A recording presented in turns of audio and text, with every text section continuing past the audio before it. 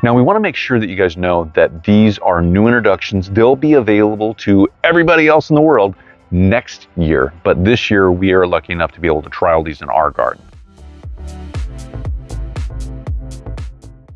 Hey everybody, hey guys. Sean and Allison here from Spoken Garden, and it's planting day. It's like we have a lot of planting projects coming up, and we're excited to show you this one. What we have here is we were sent some really fun new plants by BURPEE to try out in our garden to trial, and so we wanted to share this with you and from the beginning. And so we're going to get these out. You get to watch us plant them. We're going to go through each one of these plants and talk to you about them really quick, and then we're going to plant them, and then you'll get to follow along through the rest of the season on how these do in our garden. So without further ado, we've got our hats on. It's very warm today. So our first step is what? Let's talk about the plants. So really quick, before we introduce you to all these plants, we want to show you our new area here. It's really the old Dahlia area that we had last year, but it's kind of been upgraded a little bit. So we've got our 8-foot long smart pot bed right here, and we planted in this last year, but we're going to reuse this. We're going to refresh the soil, but also we've got all of our smart pot 7-gallon bags up here with a couple of additions of some 15-gallon bags that we just got from Smart Pot, where this is still going to be the Dahlia area, but you can see Allison wanted to lift these up off the ground and create just a real short terrace area. And so you can see there's the back, there's the back end there, there's the back side, lifted up bags, and then we've got the ones down in front. And this is really going to help us really use this space a lot better. I'm so excited. And don't forget, we haven't filled this bed right here. You can kind of see this little rumpled mess here. Yep. But we've got our purple, is this 100-gallon or 50-gallon? I think that's the 50. So this is awesome. So, okay. Yep. So there's the layout. Yep. So, this is our new area. We're not sure if we're going to plant over here yet, but we'll figure that out. First up, we've got a golden griller squash. This is really cool. You guys see that? Good sized plant. So this is going to get, this has 40 to 50 days to harvest, and the fruit size, the squash on this will get 6 to 7 inches big. That's pretty darn big. So next up, we've got obviously a pepper here. This is a sweet pepper, Sweet Canyon Orange. Sweet pepper poivron? I can't say that. No, that's not. It's a sweet pepper. It says P-O-I-V. Lava is pepper in French. This is really cool. Days to harvest 90, and the peppers themselves get 3 to 4 inches big. So I can't wait for these. Next up, another pepper. This is really fun. Another sweet pepper, Sweet Canyon Yellow. So just like the orange, it's a yellow sweet pepper, and 90 days to harvest. And this pepper will get 3 to 4 inches big. We've got, this is our second to last pepper. So we've got Sweet Canyon Red. We're getting all the sweet canyons here. So it's a red sweet pepper, 80 days to harvest, 3 to 4 inches in, big, 3 to 4 inches big. It's pretty darn good for a sweet pepper. And the last one I'm going to tell you about here is a beefsteak tomato, Wonderstar Red. I love beefsteak tomatoes because they go good with steak, right? Okay, enough of that. So this tomato will be ready for harvest in 60 to 65 days, and the tomatoes themselves get 8 inches to 10 inches big. This is going to be my favorite, I'm telling you. All right, my turn. Okay, so Sean went through all of these. We have another squash. This is the zucchini Rocio. I'm not really sure how to say that, but this is a brand new one that again will be available next year. So days to harvest are 40 to 45, so that's pretty cool. And the fruit size is 8 to 10 inches. Next is a really cute little tomato. This is a smaller fruit tomato. They're called Unicorn. I love the name. How fun is that? So days to harvest 60 to 70, and the fruit size is 1 ounce. So yay, small tomatoes, perfect for salads and all kinds of other things. So now we got another pepper. This is great. We love peppers. This is a hot pepper called Skyline Red.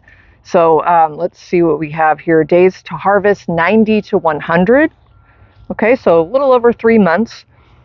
Fruit size will be 2.5 to 3 inches each. So that'll be fun. And the last thing that BURPEE sent us, which I might be most excited about this, except for the unicorn tomato, this is a lemon basil. And this is called Everleaf lemon. So these grow up in really tall columns. We got to see these last year at the Ball Gardens when we visited, and they almost make like a hedge going vertically, if that makes sense. That's probably not the right way to describe it, but they just they keep growing and growing and growing and not flowering, so that you have basil to harvest all summer. So days to harvest on this, again, lemon basil, yay. Days to harvest 30. I mean, we could probably harvest a couple of them right now, but we won't. The fruit size is 8 to 10 inches. So we also have a few other things to show you. We've been growing some seedlings in our ocean house at our other garden indoors in our Aggie LED light set from Gardener's Supply. So we need to get this stuff transplanted. It's ready. We've got a Morning Glory here from Eden Brothers. Forgot the name.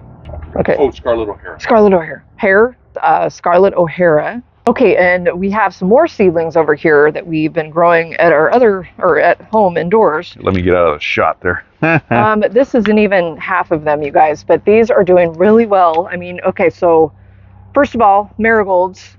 Look at how and we grew these in egg cartons this year. Look at this. And slowly pan up there. These are called Xochi, and these are brand new from last year. We got these from seeds from Ball Seed. Yeah, they're growing like gangbusters. Oh, they are doing great. They're robust, huge plants. We got another flat of those. I can't wait to see these. They're, like you just mentioned, they're orange, and they're supposed to be a big double ball kind of shape. So, yay. Yep.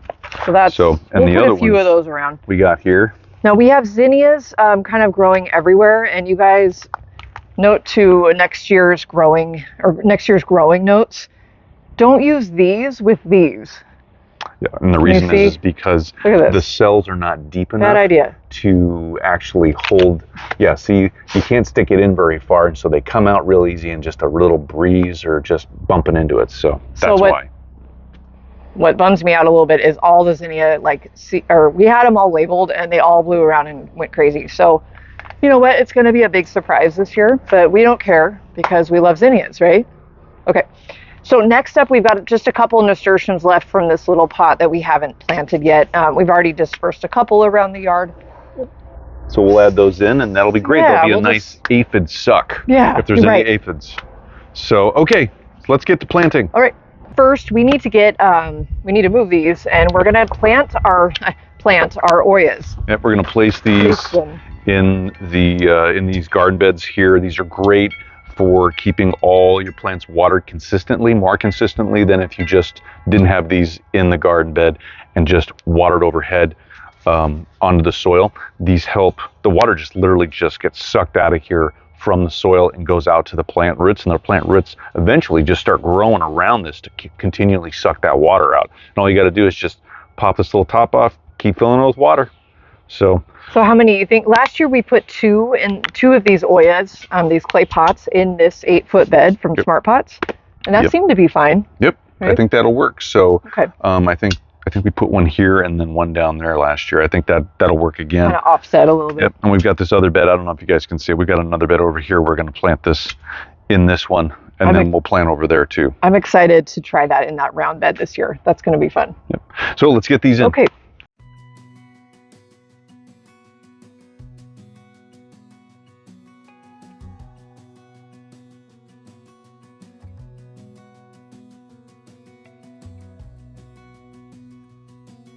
So before we plant all these plants here, we want to let you know we like to get ahead of any transplant shock or loss from transplanting plants, because who wants to lose plants or not have them do their best out in their garden? So we like to use something called Espoma's Biotone Starter, and there's a lot of different products out there to use, and this is one we like. And basically it helps the plants really get a good foothold for the rest of the season to produce their best flowers, or in this case vegetables. And so we just want to let you know about this. We're going to be using this in this bed, and I'm just going to show you really quick how we'd like to do it.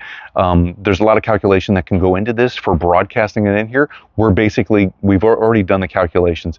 We're just going to do like a cup and a half through this whole thing.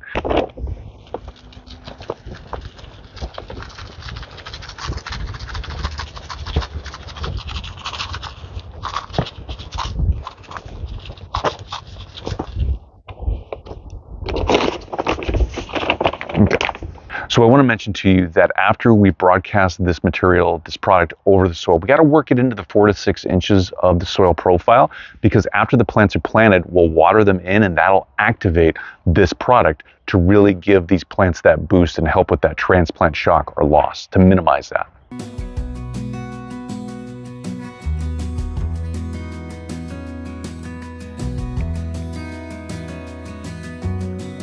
All right, and now we're ready to plant.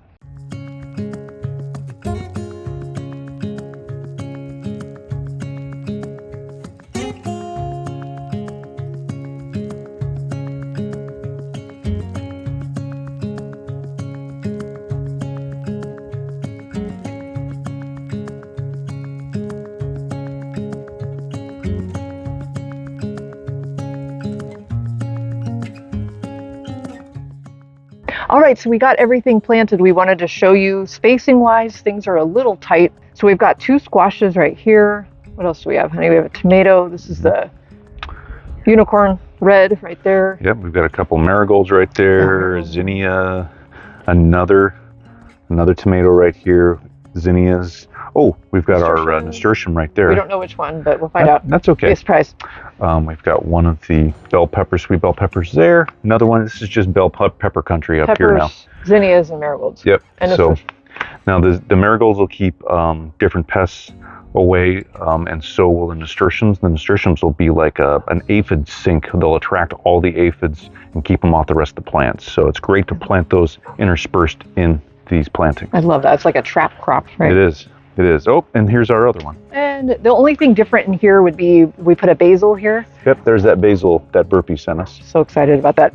Now we had multiple squash actually in one little container. Weren't there like 3 of the yellow grillers? Cool. Look at all these fun plants. I know. We're all planted up. We're all watered. Our oyas are filled up and ready to go. So we'll check these every couple days. All right, you guys. So that's a wrap. We're really excited to get that all planted, and stay tuned for updates. Yep, we hope that was fun for you to watch. We had a lot of fun doing it. Make sure to comment down below and let us know what vegetables you're planting in your yard this year, if they're from BURPEE or anybody else. And make sure to subscribe. And thanks for being here, and we'll see you later. See you in the next video, you guys. Bye, guys. Bye.